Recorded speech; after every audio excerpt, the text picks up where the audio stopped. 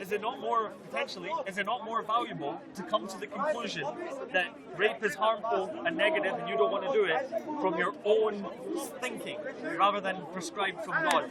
I'd say it's more valuable to come to that conclusion by yourself. I agree with that. Rather than the punishment reward thing. Yeah, I agree with that. I will come to that by myself and I would say it's wrong. But then part of me would want to know, where did I get that belief that it's wrong?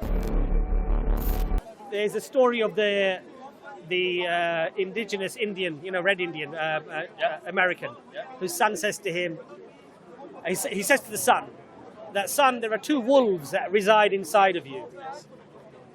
And he says, Father, which one is the stronger one? And he said, the one that you feed the most. Upon it. Now what I can say is that happens to me.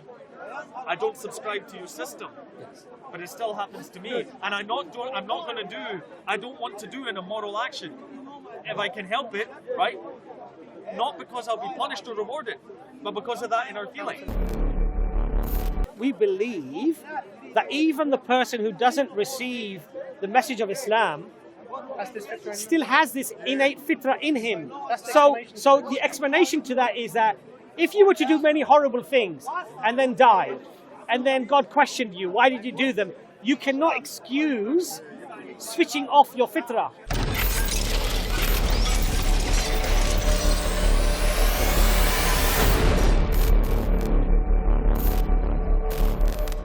Has been given to us. So this concept of analysis and analyzing God could, quite frankly, be an endless task. So even if, for example, your notion of why did God not just send this down, if it was answered, let's say, categorically, this is why we didn't do this, you would find something else. That's scary. And if that was answered, you would find something else. I wouldn't want to be that kind of person. And what Allah says in the Quran, in chapter 18, Surah Kahf, it's verse, I think, 50, that, if I can get it up, actually, it'd probably be better. Surah Kahf, chapter 50. That mankind basically, they falsify God's signs by using falsehood. So using confusion, conjecture. I hope you're not meaning my question. No, not at all, brother. Okay. Honestly, I'm not trying to say that. But generally, what I'm trying to say to you is that even often when questions are answered quite explicitly, people find some other reason. That okay, why was it Muhammad? Why Arabic? Why not English? I've heard people ask me this question. When I've answered that question, they've said to me, okay, but why just for the Arabs? And I say, when I answer that question, they say, okay, but why not today? Because we could have televised it and everyone would have seen. You understand my point? But that doesn't work because they didn't listen properly. Well, if they spoke to you, because you mentioned this more than once, there were 124,000 prophets, different parts of the world. Right. So everybody seems got the message. Yes. So it wasn't just in Arabic. And Allah says in the Quran that we never punish a people until we have sent them a warner. In other words, a messenger. So when he sends them a messenger and he gives them that this is what Allah wants you to do, and they come with signs and miracles to convince the people that I am indeed from God, and then if while accepting that message they transgress and they go against what Allah has told them to do, then for them can be punishment. Allah can ordain punishment for them. So there's a number of questions. Let's go with a different one. I had a question I wanted to ask at the beginning, which is more general. It's not religiously based, although your answer will probably come from religion. In my analysis of human action and things happening in the world and things happening in human history, it seems to me that negative action, that destructive action, that potentially evil, potentially malevolent, seems to be the easiest choice of man. And I'm puzzled. That's something I'm struggling with understanding. You know what I mean? I'm saying. Give me an example. I'll try. I'll just read a bit more. Is that to do the negative, to do the hateful, to do the vengeance, the anger, the destruction, the like sadism kind of idea is so common, so prevalent, and seems to be the first course of action somehow.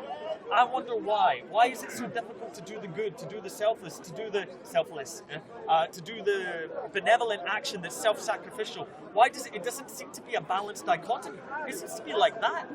Like the noble action is so hard and the difficult action is so easy. And that's something I'm thinking about, because like I said, I've had other intimations about the nature of reality, and it's still difficult. I would humbly disagree with you. Okay.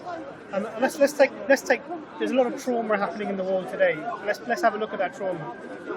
So we've got wars happening in most of the Middle East. We have wars happening in parts of Africa. If you look at what's happening in China, wars everywhere. These are prominent pieces of information that we're bombarded with all the time. So what happens to us is it skews our perception of the reality. And the reality is there's about 8 billion people on the planet. And if you look at the proportion of people involved in the harm, killing, murdering, the wars, as a proportion... I can be more specific. No, please. Because your answer is fine, Sure. but I have a more specific, nuanced...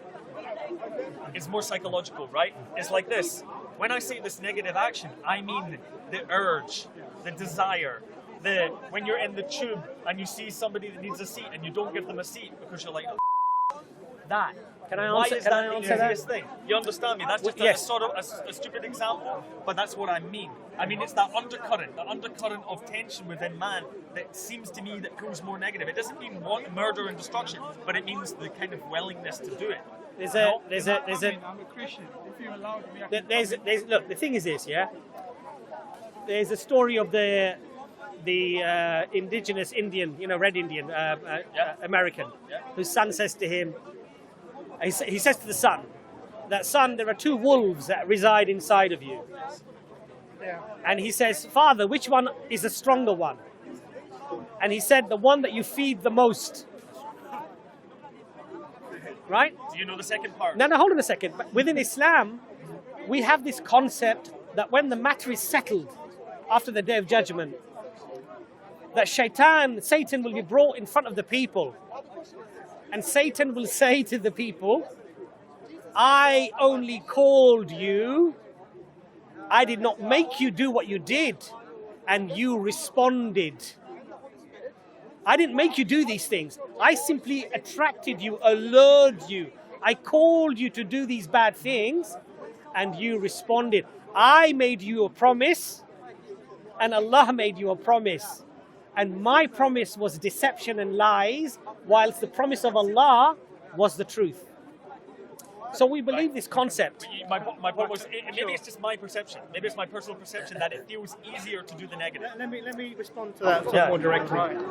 So I think we were talking about the Fitrah before, this natural inclination that it gives you the idea that there is a creator, and it gives you somewhat of a moral compass. We mentioned about that. Yeah? Now, and we mentioned that the society can cloud this. The society that you're in can cloud this moral compass as well. And what we find is that if you went back a few generations, this easiness with which bad is done or evil is done is probably less. So, when I see my child, for example, when they're very young, even now, I mean, I've got children of varying ages, but I don't see this inherent being bad within them. I don't see this at all.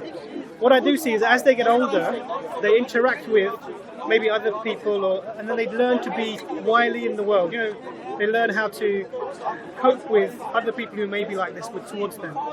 And so this is a learned characteristics, and this is a clouding of the fitrah. And what we do with our what we do with our teaching and raising our kids is we're trying to put into their hearts and to keep the fitrah unclouded. This is how we interact. Yeah. When you see that elderly woman come on the bus, you need to give her your seat. When you see something bad happening, you need to try and help it. So this is all about the fitrah unclouding and unclouding. Now, for me, my personal experience, because it's really coming from your personal experience. Well, it's all we have. All we have. So and that's another point I'll get to. So for me, my personal experience is the opposite.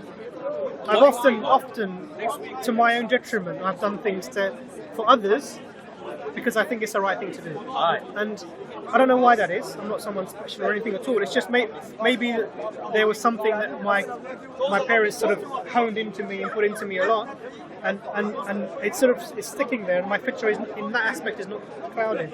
And I think if you went to most people, I will disagree with you fundamentally. Sure. No, I don't think it's that simple, man. The human psychology is very complex. We're full of demons in our mind we are. From our ancient ancestors. Maybe you don't follow the path of evolution, but for me it's quite clear. I didn't want to interrupt you so violently, but like I don't think that's right. I don't think we can go. If you ask everyone, they'll say that they're good, but they know that they're not. Like, I'm saying my personal experience has not been the same as yours. Right. Well, okay, fair. But it seems you read a little bit of history, and all you see is terror. Because that's what history records. History is not going to record the person who got up from the bus to give the lady the seat. That's right. Even though the vast majority of people who are, if you took the people who are doing evil and took the people who are doing good in the world, which is my earlier point, the people who are actively involved in doing harm, far less in number than the people who are actually living their lives and being good fellow human beings to other people. So to dispute that, we can take the example of a mass ideology making an entire populace move towards the evil. And those people that aren't, like, let's take the classic example, let's take the Nazi concentration camps or the Soviet gulags that nobody talks about, right? Those happened not just because of one or two people instituting it, it's an act of evil by omission. By all the people who didn't stand against it. So that's hundreds of millions of people. You've read a bit about psychology as well, I'm assuming. I'm trying. So have you read The Banality of Evil, Philip Zaragoza? No, I haven't read that. So he carried out the the experiments in America where they put the two groups of students, some were prisoners and some were... Stanford? Stanford No, was it Milgram? I can't remember. Stanford. Milgram, yeah. So he wrote about this, and he talks about the same thing. Yep. And he talks about how easily we are influenced. Yeah. And this is about influence. So in a pack, and I'm using the word pack specifically because it has negative connotations, human beings will react differently to somebody than if they were individual.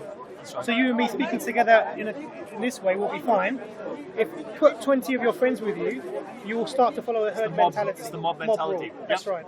And it overrides your individual morality to a certain extent. Yes. So you actually is complex. This is a complex scenario. What's the right thing to do?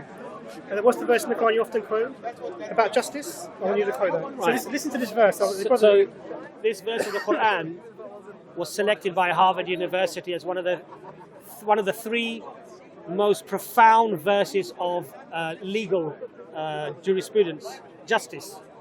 And they selected this verse, and it says, "O ye who believe, stand up as witnesses to Allah in justice, even against yourselves, against your parents, or against your kin, whether one is rich or poor." Now, a profound statement in the 7th century. O ye who believe, stand up as witnesses to Allah, even against yourselves, against your parents, or against your kin, whether one is rich or poor. And so we have practical examples of the Prophet ﷺ where a dispute is brought to him of a Jew and a Muslim, and he sides with the Jew, telling the Muslim that you're wrong and give him what he's due. This concept of justice and concept of fairness is something that's ingrained within us as a absolute compulsory act. If we don't do it, it's regarded as a serious sin, to the extent that the Prophet Muhammad, peace be upon him, said that a dhimmi, a non-Muslim, living in a land of a Muslim, under the protection of the Muslim with a treaty, if he's treated unjustly, on the day of judgment, I will be his advocate against you. So what the point of, thank you, Jazakallah, the point of quoting that verse was, we are told to fight these urges. We're taught to, and this is what I was saying before, that our morality and our way that we interact with human beings is beyond the society.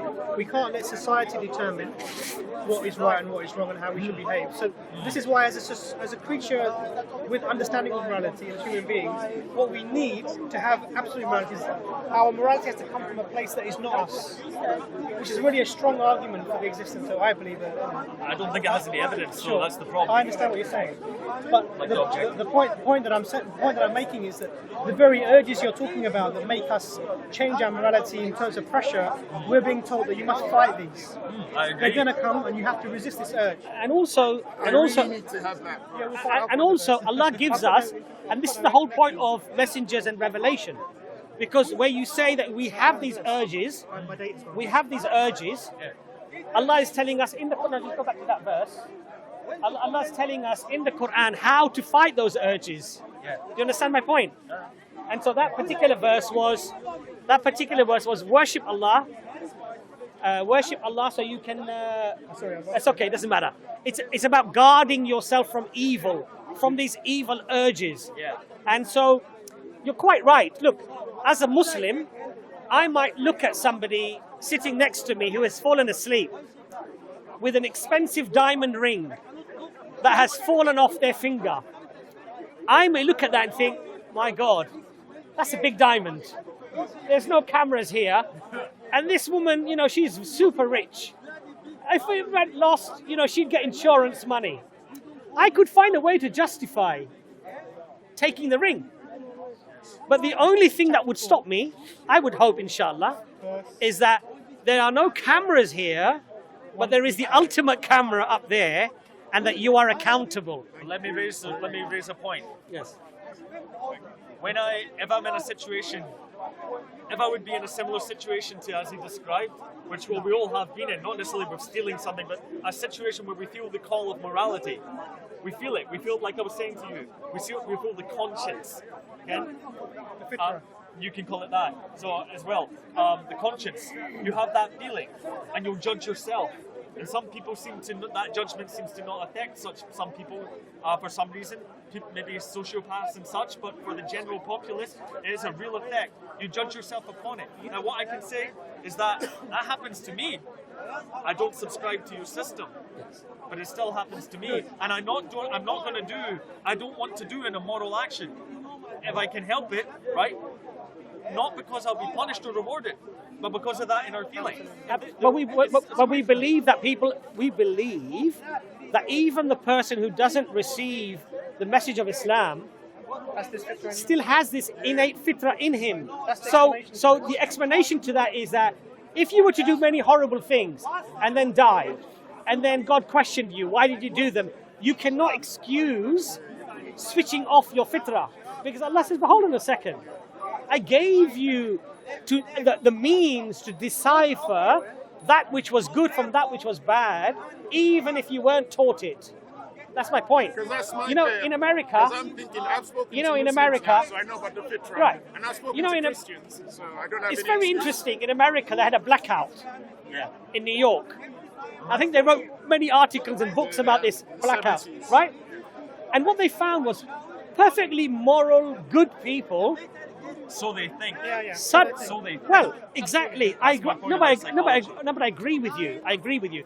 But to argue in definitive terms that all of these were bad and evil people and didn't suddenly switch off that fitrah because the opportunity came that was such a golden, one in a lifetime opportunity that they thought, you know what, sorry, I'm switching it off for a few seconds.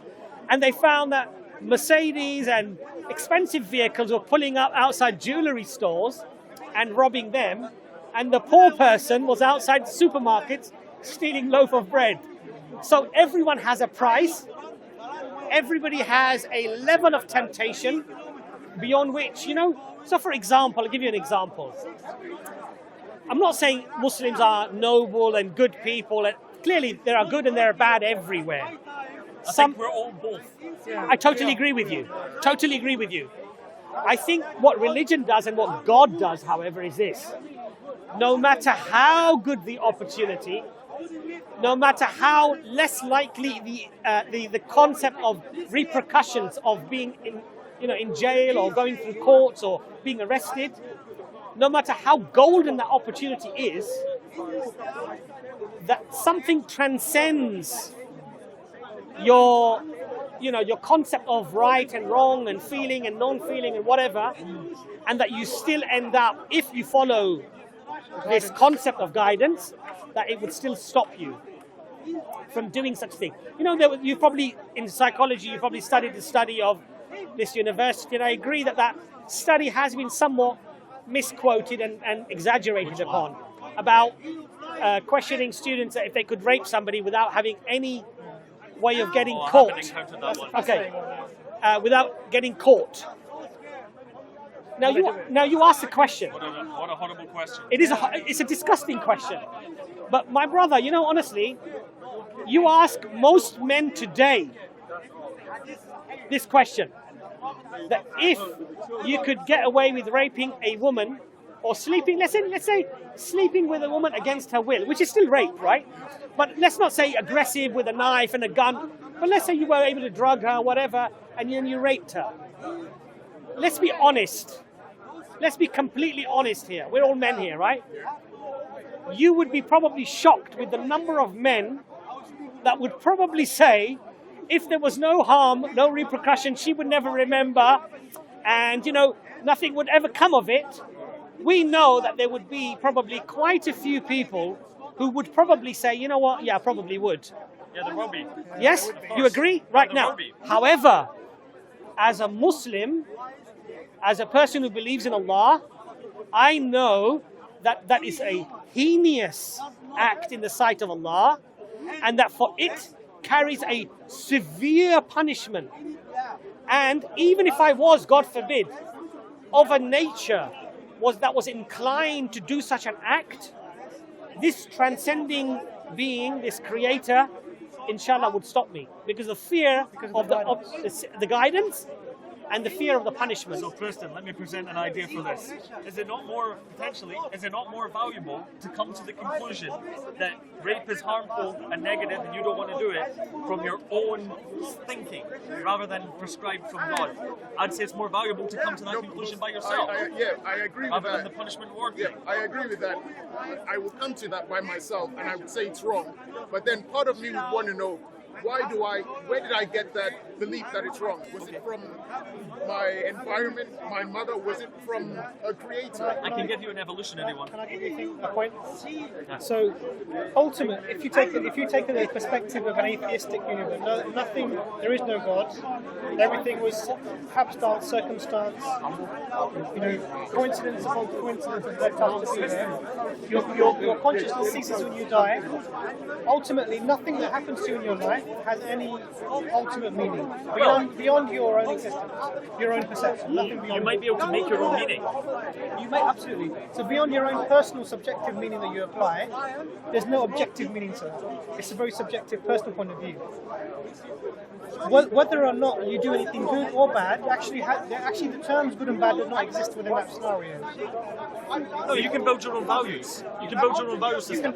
Absolutely. I would say, not to be sort of horrible, but I'd say this is a type of self-delusion. Because what you're doing is you're saying, because everyone could do that. So the person who, I'll switch the narrative. A person who does do the raping and the murdering, this person who's over here doing that, he could say, well, this is my values. I've come to this conclusion. Why is it less of a delusion than saying it's from God? I'll tell you why. Because I can come to let's say Nazi Germany, for example, when all these people were being killed. Yeah. The society, however they did, whether it was because of social pressure or however this system came about, ended up killing 6 million Jews plus other people who were not complying to the Aryan race ideology. If their morality and their ideas of how they should act in the world came from a source that wasn't, let's not say outside of the society. It didn't come. Let's not say God or anything like that, but came from a source that was not the society that they had to refer to. It would check that when they reached over the bounds. So when they got to the stage of, okay, look, we're going to annihilate these 6 million people. Let's just check this is how we've arrived as a society. We deem them as a threat. They're a fifth column. All of the things that are actually being said about Muslims now, they were saying about the Jews at that time. We're going to annihilate them. We think this is the right, safe thing to do. Let's just check our constitution. Who wrote the constitution? We don't know, but it didn't come from us. The constitution says human beings are equal, you cannot kill an innocent person. Okay, even though we've come to that decision, we can't carry this out because this is ultimately wrong. I have a question. Is a believer equal to a non-believer? As human beings, yes. In the sight of God, no. But that's not our decision to make. And the Does it reason affect our actions? How do you mean? Well, like if God tells us that a believer is superior to an unbeliever, it's going to affect our actions in the world. So what God says in the Quran is that the Creator made all human beings into different tribes, made them to come to know each other, and they're all equal in His sight, except for those who have God consciousness. They're connected. Now, clearly, someone who's following what God wants and someone who isn't, in God's eyes, they're not the same. Now, what we're not in a position to do is, like, remember I said to you about the guy who was schizophrenic, who wasn't making choices? Because he doesn't have the ability to do right or wrong in God's eyes, because he can't make rational choices, he may spiritually be in a better position than I am. Why? Because I have made choices, and some of the choices I've made have not been good. So I can be judged, and he may not be judged. So even if someone is, and he's not a believer as such, he's just following his nature. Yeah. Now, so we don't believe. If you are being made because you're a disbeliever to do things that are negative, how can you be judged? So there's no compulsion in your actions. Your will has to be free, and your ability to do your actions has to be free. They both go hand in hand. And I think, Does that make sense? I think we have to be honest here as well. You know, even from a human concept, if you have 4 sons, and one is very loving and obedient, grateful and caring, and one of them or 2 of them or the other 3 are disrespectful, they're not grateful, they're not thankful, would you say in your sight, in your eyes, that they would be equal? I do have an answer to that. Right. I would hope that God's attributes are not similar to man's. No, but Because we judge it, we're like, I like this son more, I don't like them because they're not nice to me. I hope that God doesn't think anything like me. I hope he's much better than me. But you see, I think you're flipping the argument the other way, which is that you're attributing something that human beings do and metamorphosizing that to the Creator. That was your example. No, I'm saying go the other way around. I'm saying Allah is merciful and Allah is kind, and Allah passes judgment and He judges those, and those that are more devoted and those that are more caring and loving and are more decent, Allah loves them more and they are closer to God than the ones that are not. And Allah has given us that attribute in a lesser form, of course, not in the divine form, because we don't join the two, to believe that. But you know, just touching on something that you said earlier, and it's William. No, not William. It was something that he said that I wanted to touch on, but I've completely forgotten now. Anyway, if it comes to me, I'll touch on it. It's actually Maghrib. Yeah, okay. You know, it's actually our prayer time now. We got to pray. I see. But it's really good discussion, Preston. I really had a Yeah, it was a lovely I discussion. really appreciate your sincerity. Really good discussion. No, and forgive me if I came across, I wasn't trying to, you know, there's a couple of little books here about Prophet Muhammad, peace be upon him. I'd like you to have those. And if you want a copy of the Quran, I've got a very nice translation. That's also free. If you want to have it, please let me know. I'll let you have that as well. Have you got more than one? I've got more than one, yeah. I'll go and get them. I know you said you read about 60 pages, William. It would be really good because you've clearly got an analytical mind. You're on a certain journey, as is Preston. And Preston, have you read the Quran? Not as many pages as him, but every time I come across something I don't understand, I always come here to talk to people. So one of the things that Quran does as a text is it does interact with its reader. Thank you very much. So I have my own copy. So it does interact with its reader. It does ask questions of you. It does ask you to reflect on its statements. So when you're reading through the Quran, it's not like a storybook. It doesn't start with in the beginning there was, and then it's trying to give you principles and things to make you think. So sometimes reading it, you're going to find it's going from one example to another example because it's trying to get you to think about the points that are being made by giving the example. So what I would suggest is that because we're interacting, you're interacting with Muslims, and to maybe know the perspective and the arguments a little bit more, is interact with the book. Read it and see what it's asking you, and see if from the book you can find things that you think that need to be explained further or verified. And then we can come further, because... Do I need to buy a tafsir or something to understand? You can get apps with tafsir on them. You don't need to buy anything at all. Yeah. So there's a great one called Quran Hive. Quran Hive. Yeah, and it gives you tafsirs within And that. there's also some very good English speakers who will give tafsir on Quran as well. So I like listening to Omar Suleiman. I think he's mashallah very good. I love listening to Professor Timothy Winters. Mashallah, he's an amazing scholar, and his explanations are very, very coherent. And he's a professor, so you can imagine his language is just very eloquent. And it's very Cambridge, yeah. So Timothy Winters, mashallah, Omar Suleiman, and Imran can recommend some other good people to give tafsir. But the main thing first, I think, would be to just read the text, because this is the book that's making the claim that it's ridiculous. So if you read through that, then you can engage with that idea and say, actually, you know what?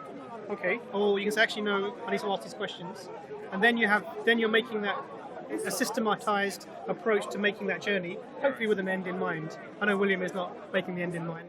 Oh no, you've got to read the book, man. You've got to read the book. Sure, And I think also, read the claims, read what it says, and I think the next major step for a lot of people is, okay, it's very interesting. How can I be shown or provided with evidence to support this claimed miracle of God, and then look at that and study that? Because ultimately, you see, a lot of the things that Brother William discussed, about why this and why that, these are very deep philosophical questions, and they're not just asked within non-Muslim circles. Even within Muslim circles, scholars will discuss these things, But for me as a Muslim, and you can argue subjective, I look at the claim that this is from God. I assess the claim. Am I convinced that it is from God? Is there strong enough reasons and arguments to accept that it is from God? And then, alhamdulillah, whatever it tells me must be true. Of course, the final component would be, is it preserved? Is it from God? Is there strong arguments to support that it is from God? Is it preserved? Then whatever it says to me, no matter what my subjective, very influenced sense of, good and bad, right and wrong, this way or that way, or whatever it might be, I would take the back seat and I say, well, no, it must be true, but let me understand now why it is true. Do you understand my point? Now, of course, if you don't come to that situation or position of accepting that it is from God, then you may have many questions, and in fact, they may be very intricate in nature, right? But for me, it claims it's from God. Okay, can I prove that it is to me? Is it preserved? Then whatever it tells me has to be true. That's the way I look at it. The only other thing I would say is a thing. If there is this being who's out there, who's giving you this message, one thing we can do, because we said that there was guidance was in two parts. One was the irshad, which was the information. The second thing is the tawfiq, which comes directly from the Creator. So when you're doing the searching, you say, if you're there, guide me. It's a very simple statement. And if you do that sincerely and you're doing the searching, the guidance. If you exist, guide me to the truth. That's simple as that. If you're there, guide me. And because it's a logical concept, actually. Absolutely. Because you're saying if, number one, you're not saying, you do exist. Okay, God, if you exist, then please guide me to the truth. I'm searching, I'm looking for you. Guide me to the truth. And in fact, I've met many people who are non-Muslims who perform the same prayer. Many of them went into prostration, they put their faces onto the ground, and they said, God, if you exist, guide me to the truth. And alhamdulillah, they were guided. Preston, we have to pray. Lovely to meet you again. Nice to meet you. See you soon. William? Always a pleasure. Nice conversation. Always a pleasure. Take care. William, nice. See you later. Thank See you you. later. guys. See you next time. You start. You want to talk? No, you start. So, brothers and sisters, that was a really interesting discussion that Abbas and I had with Brother Paul and Brother Preston. Brother William and Brother Preston. So William comes from a spiritualist background but doesn't really believe in organised religion. And Brother Preston is searching for the truth. He's looking at sort of different religions at the moment. And asked some very, very interesting questions. So we started off talking about the Fitrah, and we explained sort of where the Fitrah comes from and what it means, and how the society and the world around you can cloud your fitrah, so it takes you away from the innate understanding that the Creator exists. And then we spoke about lots of other things. We specifically dealing with the idea that that our morality comes from a transcendent source and how this affects our day-to-day actions. And we spoke about the evidences for establishing for yourself how you arrive at the decision that there is a Creator and that there is a text that He has revealed that we should be adhering to. It was a very sincere discussion and a lot of valid points were raised. I asked brothers and sisters when they're making comments to sort of make positive comments about the two brothers who are very open-minded and make dua for their guidance, inshallah. All I would say is that Allah has God has created us with a fitrah that tells us that there is only one Creator, and this is inside us. The way that we live in the world and in society, and our desires and our difficulties that we approach can cover our fitrah. And what we need to do is to try and make our connection with Allah often and frequently, so that our fitrah remains clear and our connection with Allah remains strong. Ultimately, if you're going to approach a seeking approach to any religion or any system of belief, deal with the fundamentals, connect with the text, read the text, come with your questions, and be open. If you're really sincere and you think there may be a Creator, if there is that Creator, ask Him to guide you. May Allah guide us always to the truth, inshallah. Assalamu alaikum.